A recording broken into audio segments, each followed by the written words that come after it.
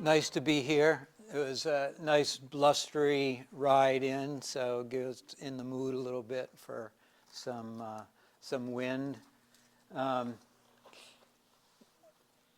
The 38 hurricane happened on September 21st, 1938, and the lead story in the Boston Globe the following day said that this tropical hurricane came through, and it was for the first time in the history of the area. And so this was Boston, and we know how often we are that we experienced the tail end of hurricanes, even up here. So the fact that they thought that that was the first hurricane that hit the region was testament to how long it had been since there had been a major hurricane.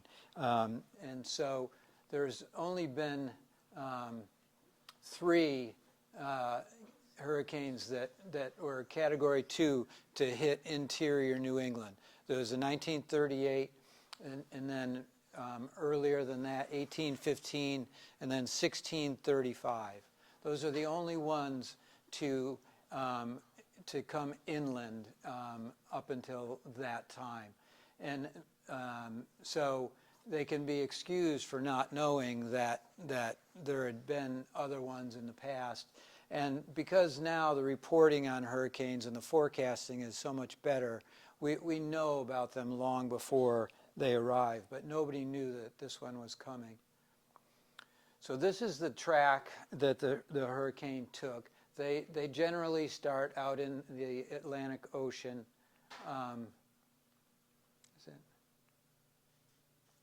My pointer is not showing. And they come to they come toward North America, and then they tend to recurve. So that track there is the track that they expected the hurricane of 38 to take, and it's sort of a standard way that hurricanes will move because of all of the wind that's coming off of the continent will blow it back out to sea. And so also there's in the center there you see Bermuda, and there's what's called the Bermuda High. So it's sort of a high pressure system that is always there.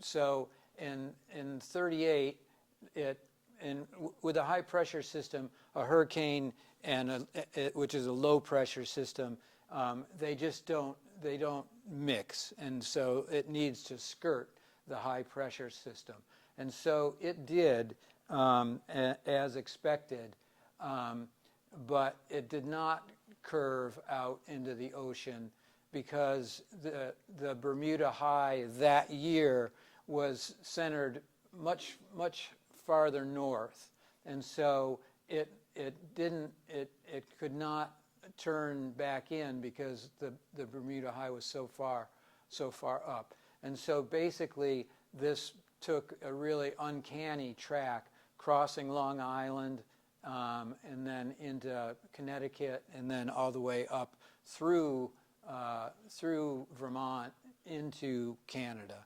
And it's the only time that there's been a track of that nature. So there was damage from storm surge down Long Island, Rhode Island, Connecticut, and 600 people died in this hurricane, and more than 400 of them were in Rhode Island. And so there was a terrible storm surge. Houses were just sucked back out to sea. Boats were a quarter mile inland. It was just tremendous damage down there from the storm. And then there was also inland flooding that was throughout New England. And I'll talk more about that later, but keep an eye on that building there on the right. So that just took out its underpinnings. It was just so lots and lots of water. And we experienced that with Irene in 2011, just tons of water, a lot of flooding. But this had 100-mile-an-hour winds. So it had sustained winds of over 100 miles an hour all the way up into Vermont, the only time that that's ever happened. And so here's a sequence of photos of some of the storm damage. You can see in this that there's some power lines down and street trees down. So more of that. These are down in Massachusetts.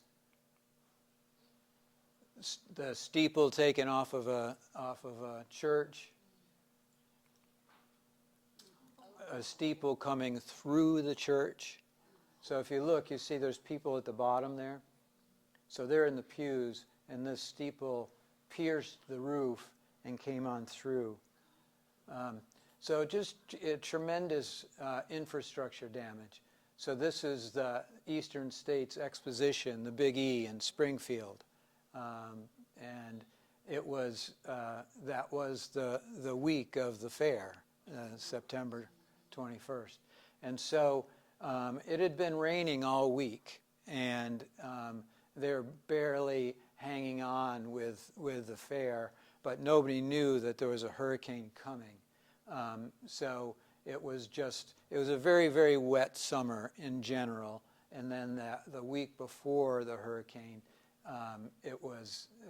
everything was drenched. And they were thinking about canceling the Big E, but they went on with it. And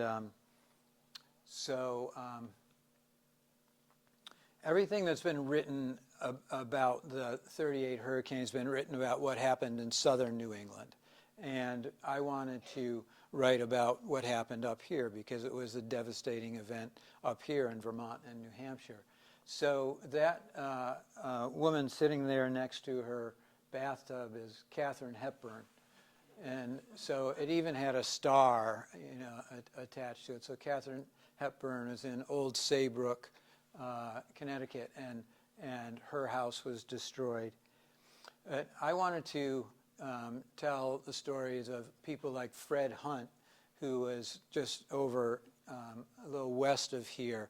At the time, he lived in Rindge, New Hampshire at the time of the hurricane. He ended up owning about 800 acres in Reading, so just west of here, and he became a forester. But he was out as a 14-year-old boy on the morning of the hurricane, and he had heard that it was flooding over in the adjacent town. And so he wanted to go check this out because he'd never seen a flood.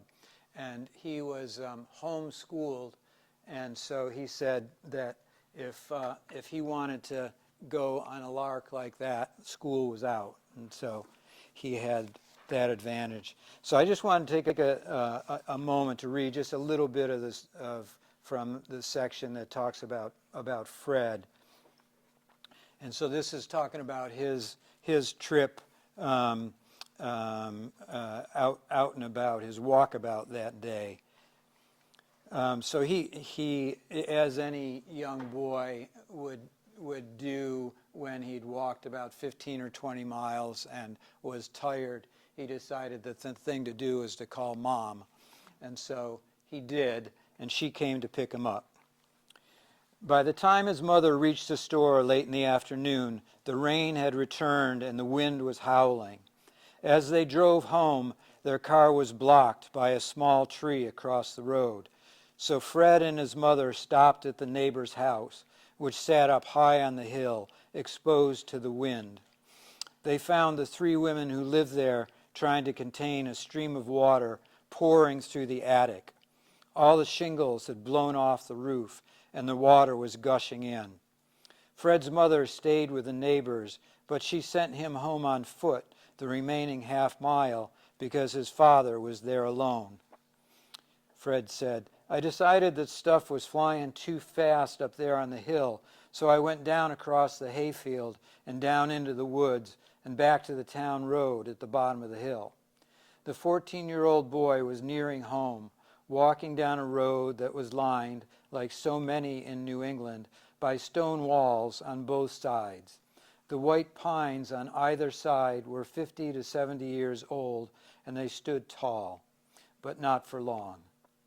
And that's when I happened to look behind me, and there was this pine tree about yay big across the road, about 10 or 15 feet behind me. The diameter was 2 feet anyway, maybe 3. I don't know. I'm looking back now 70-odd years. But it was a good-sized tree, and it just missed me because I wasn't 15 feet beyond it when it came down. I asked him how such a huge tree could fall without him hearing it, and he told me to try to imagine wind blowing so loudly and steadily that you wouldn't notice a 3-ton tree crashing down 5 steps away. With the roar from that wind, you couldn't hear anything else. It was just a roar. In an instant, he realized that the huge tree straddling the road with its top perched on a stone wall could be his refuge from whatever else might happen. So he scrambled underneath it. I was under that pine tree when the hurricane came through, Hunt said. I can picture the situation clearly as he tells the story, and I admire his quick thinking because I'm not sure I would have recognized that fallen tree as a safe haven. He spent 10 minutes, maybe 15, beneath that tree, while every other tree in the forest came crashing down. Eventually, he crawled out from under it and poked his head up. There wasn't a single tree standing. My estimate was that 90% of all the trees in Ringe, over 6 inches in diameter, got blown down in 10 minutes or so. Some of them broke off, but most of them uprooted. Most of it was pine. I interviewed all sorts of people for the book, and people who had experienced the hurricane, and so many great stories. I'm wondering if there's anybody here who experienced the hurricane. No, not tonight. Sometimes there is, and by now, since it happened 87 years ago, you'd have to be up there. So it looked like this. 600,000 acres flattened, 2.6 billion board feet on the ground. So to help you imagine what 2.6 billion board feet is, this is sort of a standard log truck that you might see anywhere in Vermont. So 430 truckloads of these is how much blew down in basically a 4-hour period. So the hurricane came and went in 4.5 hours, which is really, really amazing. Back on that slide that showed the path, I should have stopped to show you the 12-hour intervals, but basically once it turned the corner, it was going 50 miles an hour just up the coast, 50 miles an hour headed towards us. And so if you remember Irene, that's just stayed over us for at least a day, and it just rained and rained and rained and rained. But the wind was dissipated, and it was dissipated because it had made landfall a few times before it got to us. But the 38 hurricane was straight over the ocean and came in at full speed. So we know those numbers, that inventory that was taken, because the foresters went out immediately and started doing inventory. But you see this fellow standing in front of an uprooted tree.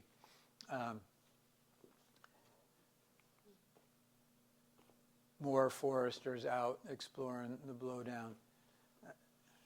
Notice these guys are wearing fedoras, which I just love, that not ball caps like we'd be wearing today.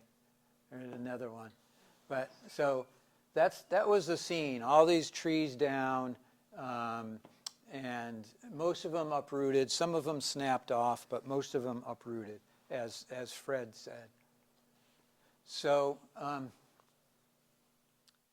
this shows the tree damage. The red, these are towns. So each of the shapes in there is a town, and so all the red ones are the highest damage.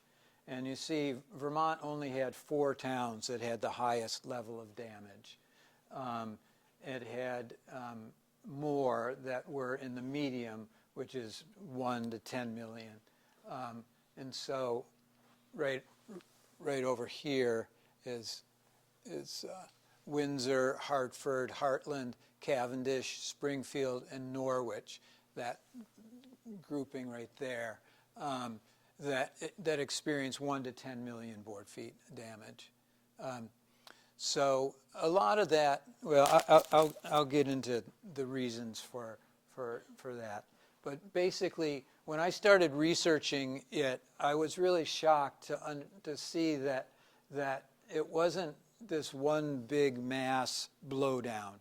It was just pockets, and so the largest pocket was 90 acres, but most of them were 5 acres or so. And some of them were as small as a quarter acre, a half acre. And so the reasons for that are there's 4 reasons, but basically first, in order to have any damage whatsoever, you needed to be on the east side of the storm track. So the storm is coming from the south, and the cyclonic, it's counterclockwise. So counterclockwise wind means the wind on the east side is compounding the forward movement. So it's going like this, but on this side of the hurricane, you've got this extra. So if this is an 80 mile per hour cyclone added to a 50 mile an hour forward motion, you're getting 120, 130 mile an hour winds over here. On the other side, over on this side, it was basically a flood. There was almost no wind. The cyclonic action sort of canceled the wind out on the back side of it. So to the west, it was really a flood. The other thing is because the wind is coming from the southeast, that the slopes that were the damaged the most were either south or east. So the wind is coming from that direction. So if you had land that faced the south or faced the east, you had the great potential for your land to be blown down in the hurricane. So this is our land in Corinth, and the top one shows what was blown down, and that's facing south and east. And then this is the back side of the hill where nothing happened. There's no sign of it whatsoever. And then the other thing is there had to be trees to blow down. And so Vermont was still farming in the 30s. Massachusetts really, and much of New Hampshire, had basically a lot of farms had been abandoned. The fields, they were just no longer productive. People didn't have cows anymore. They weren't haying. They weren't pasturing. And so one of the trees that comes up in open land like here is pine. And so in New Hampshire and Massachusetts in 1938, there was more pine standing than there had ever been before. So it was just this big bunch of pine. In the valley, the Connecticut River Valley, we would have had pine. We would have pine here in Windsor. Up in the hills, it would have been more hardwoods, and so less pine damage in Vermont, but a lot of hardwoods. So pine is very susceptible. It grows really tall, fast, and it's shallow rooted and really susceptible. The taller the tree, the better the lever. So a white pine could be 30 years old and would be big enough to be blown down in the 38 hurricane. So after the hurricane, the next few days were sunny and bright, everything blown through, but there was all of this wood on the ground, and the government was very, very concerned that a second disaster would happen following the first one. And so you see these trees are stripped of their branches and needles, and so they piled up all of the brush, and they sent big crews out there to do this. And you note that the saws and axes that they're using gives you an idea that, oh yeah, this was before chainsaws. So all the work that was done to clean up after the hurricane was done by saws and axes. So this was more of a phenomenon in New Hampshire and Massachusetts, so I won't spend a lot of time on this. But basically, this was the era of the New Deal, and so there was the Civilian Conservation Corps and the WPA, the Works Progress Administration, were a ready source of labor, and so they got CCC crews and WPA crews out cleaning up after.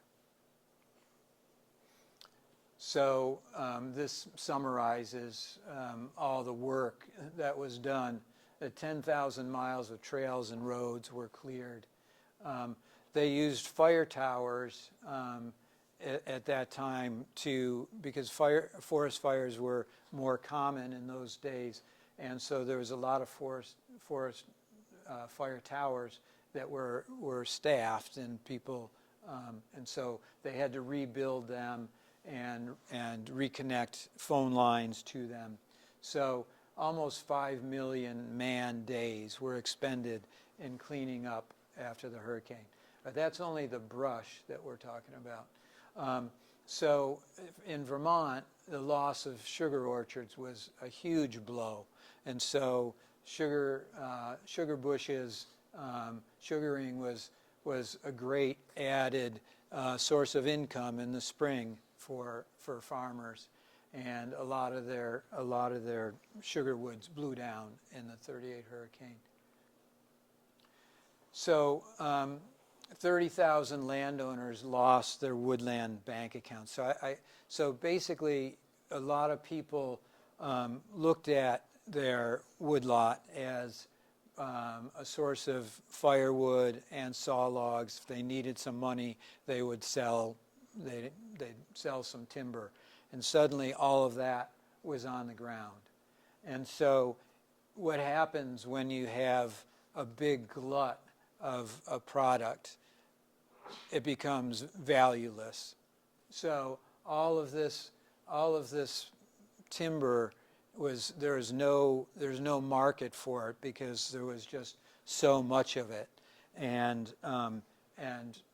not that big of a forest products infrastructure in place at the time. So the government formed, besides doing the brush cleanup, they also created this organization, this agency called the Northeast Timber Salvage Administration. And what they did was they set up a system for buying the logs. So if you could get a logger in to log your woods and deliver them to these concentration yards, they would buy them. And their plan was they would buy them and sit on them and then just slowly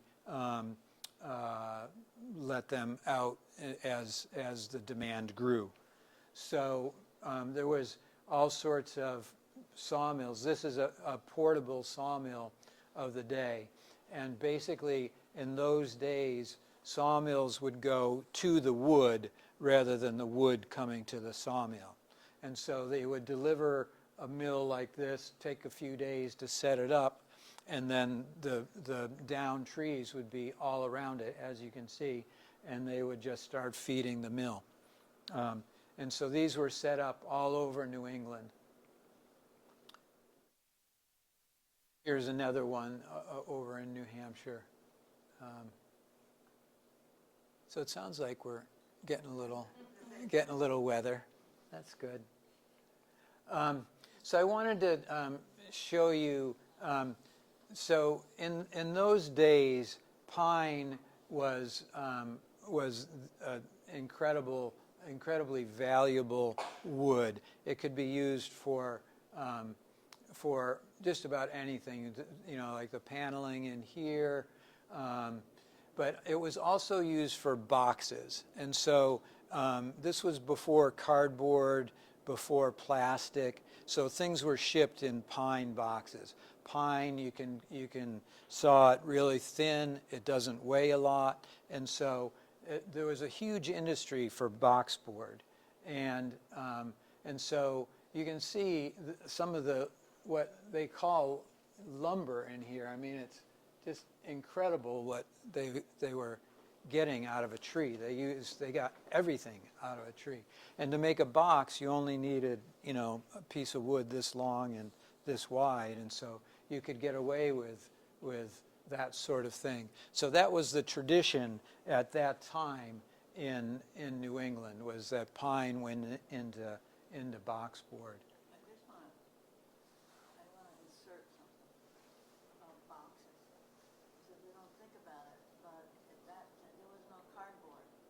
Right, yes. And so boxes were incredibly important. Yeah, everything was shipped in boxes, yeah. And no chainsaws, right, right. So here they're using a crosscut saw. So if there was any silver lining to the 38 hurricane, it's that it put people back to work. So anybody who needed work could find work. It was either, so here's a pond, a frozen over pond that was going to take all this wood that was going to be stored.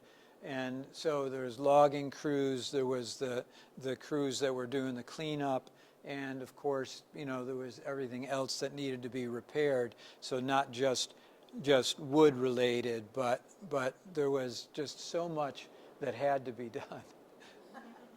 This is great. I love that. It's like having a soundtrack for the talk. It's great.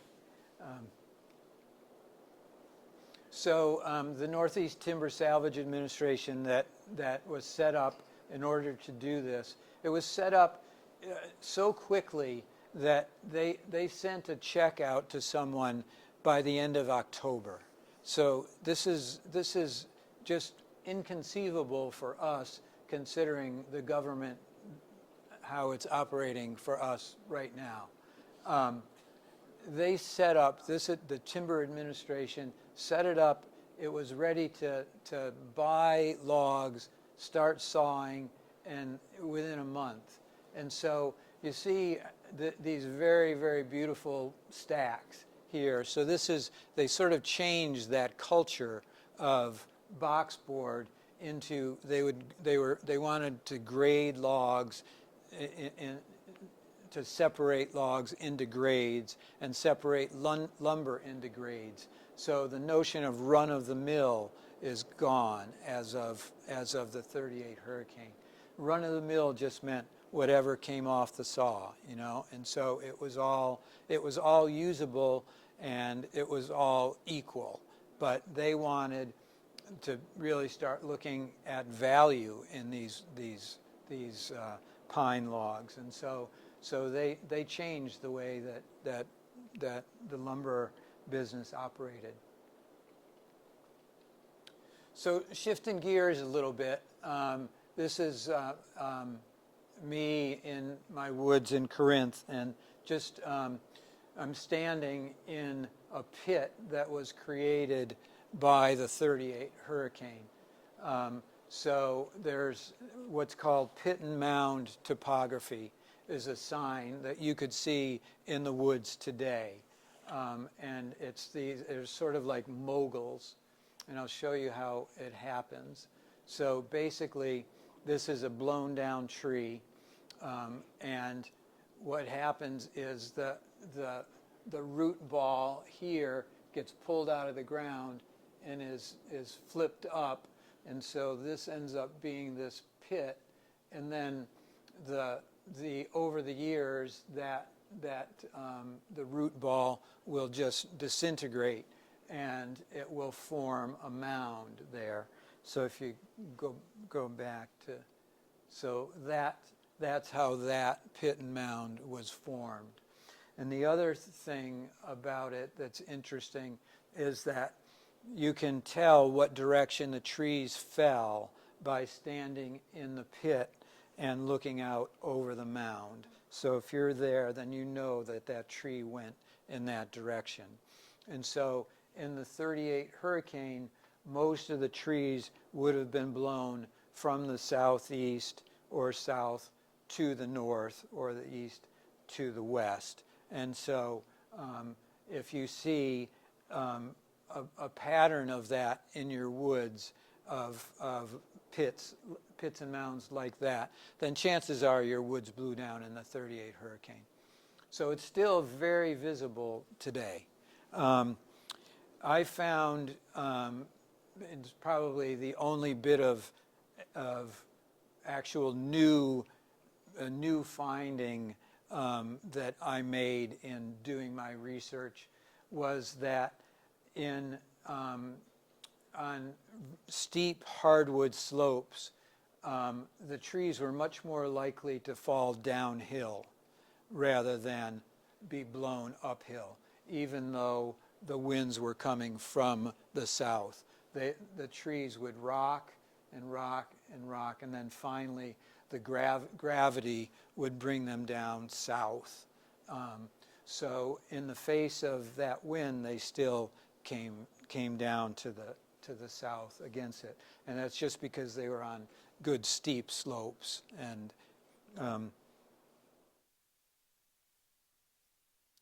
so other signs that you might have had a hurricane in your woods. Let me just go back and say that if this pit and mound happens anytime a tree goes down.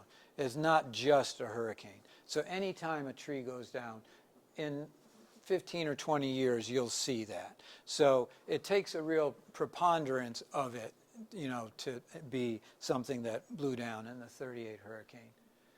Another thing you might see is tip-up trees that were bent.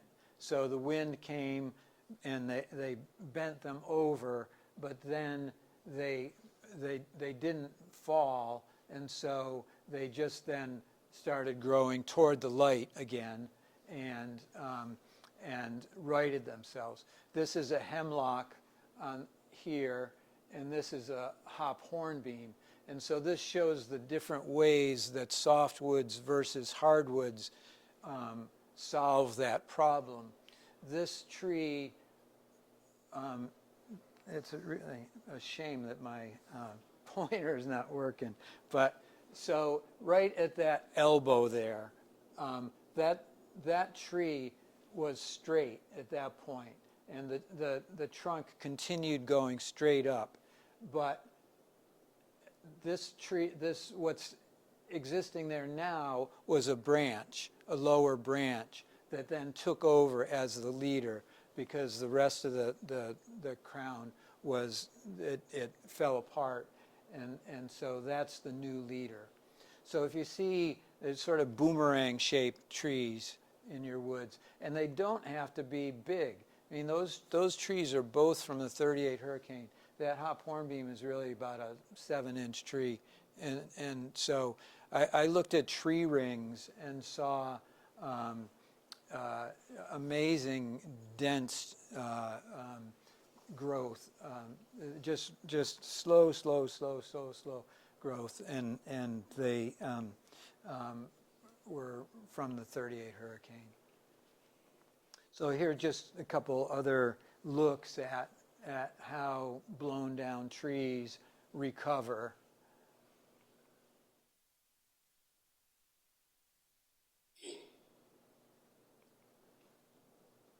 So when I look at the 38 hurricane, take a big picture view of it, it was basically a huge natural disturbance that was followed by the largest logging job that's ever happened in the Northeast. So it was just a wholesale change in the landscape, starting out with a natural event and then followed by our response to it. So basically, we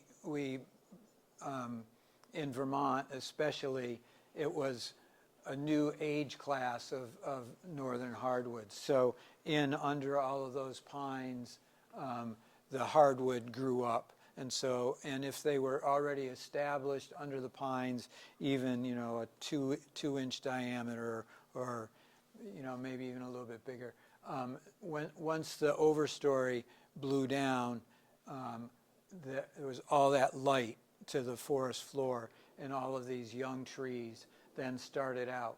And so these two slides are from the same vantage point. So post-hurricane, within like about a year after the hurricane at the top, and then about 10 years ago, the bottom one. You see all of that hardwood up on the ridge, and then softwood growing in the wetter area down below. So it was, the birth of a new forest. And so a lot of the forests in Vermont today are 80, 90-year-old forests, and that's because of the hurricane, because that's when they got started out. I got interested in this subject because our woods were blown down in 38. We bought it in 88, so that was 50 years after the hurricane. And I would have thought that this was, an old forest walking through it. The trees were 12, 14, 16 inches. I thought, this is an old forest. And then I had the Orange County forester come walk my land with me. He said, oh yeah, this is all hurricane regeneration. And I was stunned. And so that's how I got interested in doing the research on this particular project. So, this is what our forest looks like now. And it was, 87 years ago, it was leveled. So just an incredible level of recovery that's taken place in this time. But with the recovery comes increased vulnerability, because now we've got so many tall trees just sitting there. And when the next 38 comes, and it could be next year or it could be 400 years, we don't know. But if we had a replay of the 38 hurricane today, there would be much, much more damage because we're much more forested. The other thing about it is that we have twice as many people living within the footprint of the 38 hurricane. So this estimated damage of 40 billion from a replay of 38 was an estimate that was true when I wrote the book in 2016. I can't imagine that it wouldn't be twice or three times that now. So that's what I have, and I'm happy to take questions.